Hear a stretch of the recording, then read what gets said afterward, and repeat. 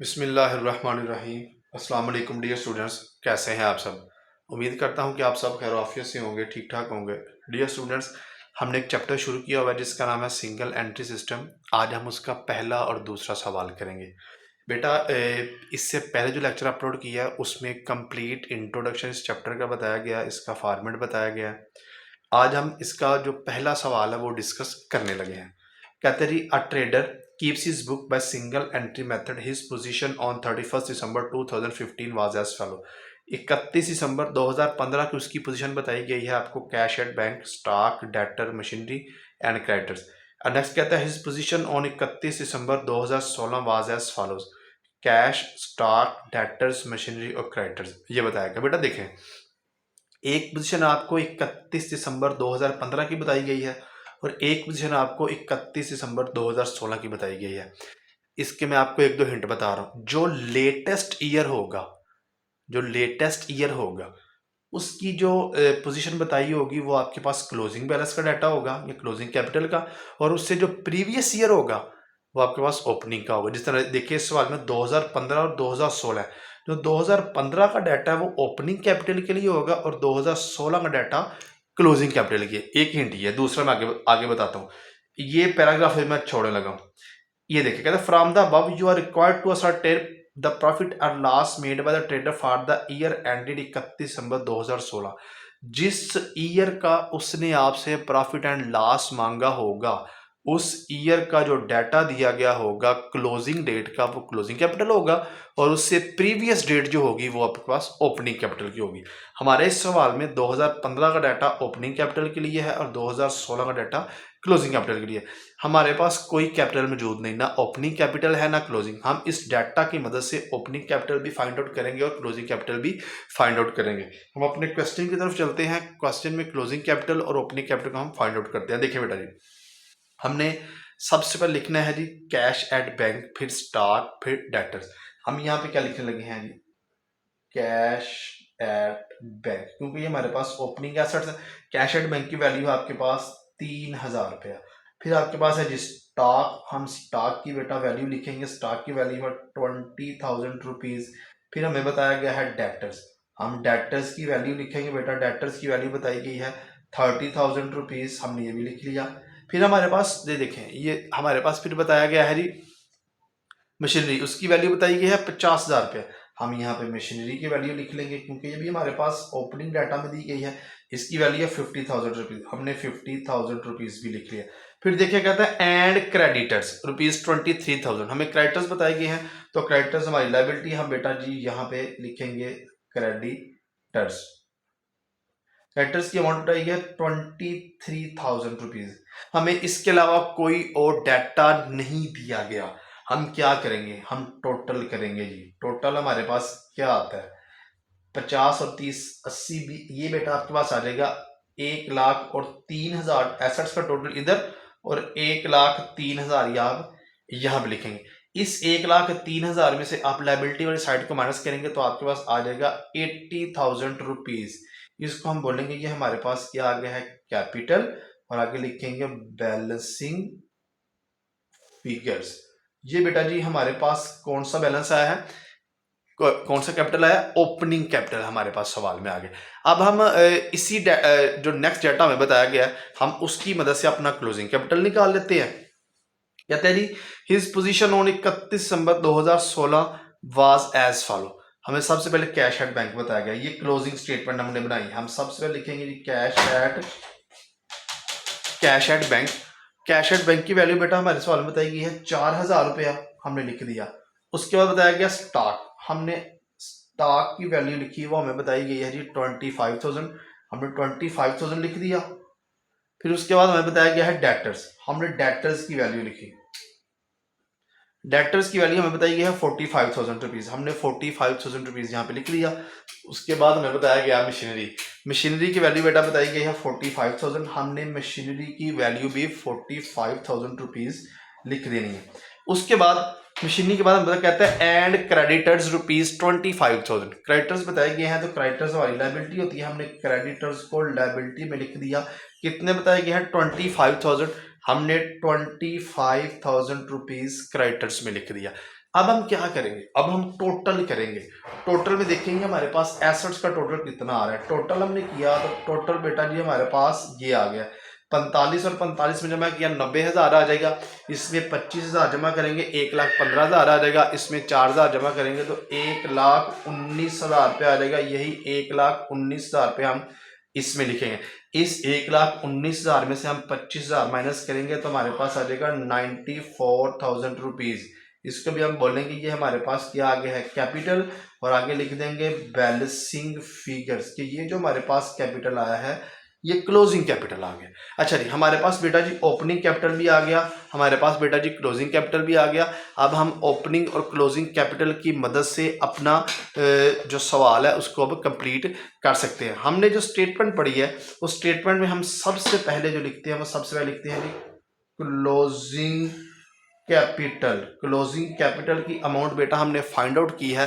ये देखिए हमने फाइंड आउट की है 94,000 रुपीज़। हम 94,000 रुपीज़ क्लोजिंग कैपिटल की अमाउंट यहाँ पे लिखेंगे, 94,000 लिख दिया। इसके अंदर बेटा जी हम ऐड क्या करते हैं, ड्राइंग्स। हम देखते हैं सवाल के अंदर ड्राइंग्स कितनी बताई गई हैं। देखिए ये स्टेटमेंट पढ़ता हूँ, कहता है during the year the trader introduced ₹10,000 as further capital. उसने इंट्रोड्यूस किया फर्दर कैपिटल, ये फ्रेश कैपिटल है, in business and withdrew ₹300 per month. 300 रुपया एक महीने का वो ड्राइंग्स के तौर पे निकालता है। तो बेटा हमें ड्राइंग्स पूरे साल की चाहिए होती है। हम क्या करेंगे 300 मल्टीप्लाई 12 के साथ करेंगे तो हमारे पास 3,600 रुपया पूरे साल की ड्राइंग्स आ जाएंगी। जब हम इन दोनों को जमा करेंगे तो हमारे पास जो आंसर आएगा वो आ जाएगा 97,600 रुपीज़। ये हमारे पास आंसर है। इस आंसर का कोई नाम नहीं है।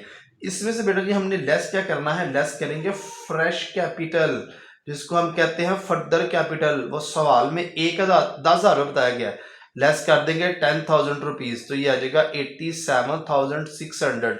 इसको हम बोलेंगे ये हमारे पास क्या है, एडजस्टेड कैपिटल। इस कैपिटल का क्या नाम बेटा जी, एडजस्टेड कैपिटल। इसमें से फिर हमने लेस करना होता है अपना ओपनिंग कैपिटल। ओपनिंग कैपिटल हमें सवाल में नहीं था दिया गया, हमने खुद फाइंड आउट किया है। यह है ओपनिंग कैपिटल, इसकी वैल्यू है 80,000 रुपीज़। हमने 80,000 यहाँ पे लिखा, इसमें से 80,000 जब माइनस करेंगे तो हमारे पास रिमेनिंग अमाउंट रह जाएगी 7,600 रुपया।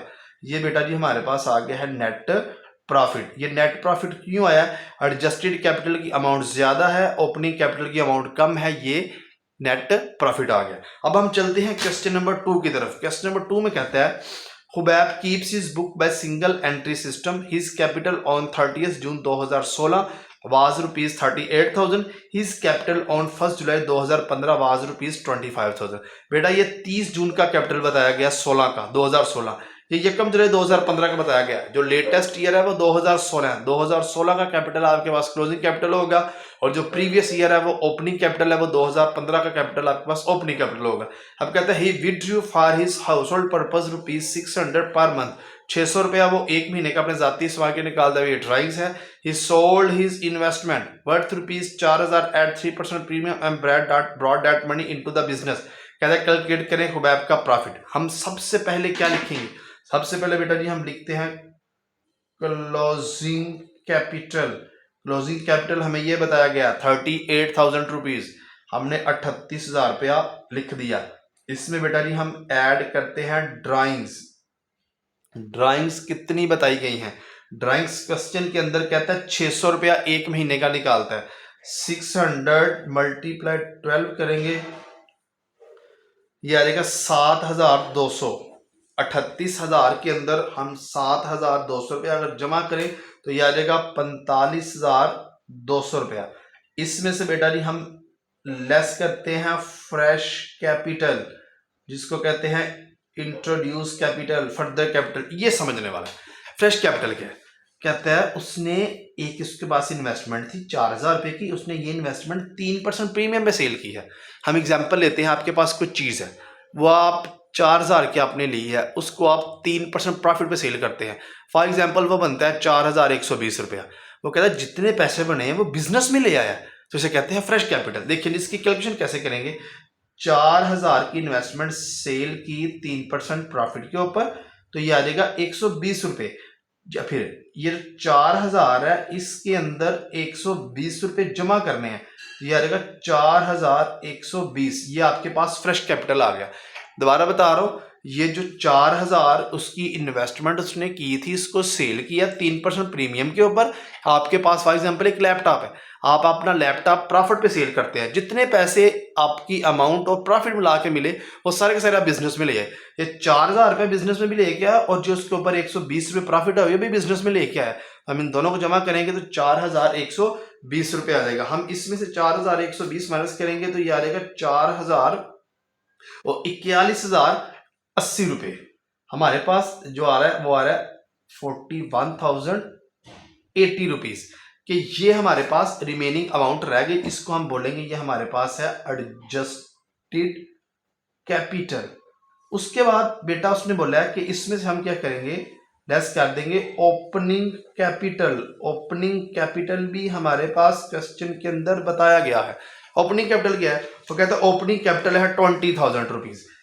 20,000 रुपया हमें ओपनिंग कैपिटल बताया गया। अब हम अगर 41,080 में से 20,000 रुपया बेटा लेस कर दे तो हमारे पास जो रिमेनिंग अमाउंट रह जाएगी वो रह जाएगी 21,080 रुपये।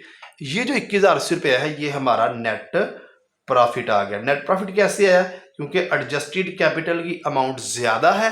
ये देखिए एडजस्टेड कैपिटल की अमाउंट ज्यादा है, ओपनिंग की कम है, तो हमारे पास 21,080 रुपये प्रॉफिट आ जाएगा। बेटा जी उम्मीद करता हूं कि आप तमाम स्टूडेंट्स को question number 1 and question number 2 की समझ आ गई होगी। अगर किसी स्टूडेंट का कोई क्वेश्चन हुआ तो बेटा कमेंट सेक्शन में आप पूछ सकते हैं। इंशाल्लाह विद इन 24 आवर्स आपको उसका आंसर किया जाएगा।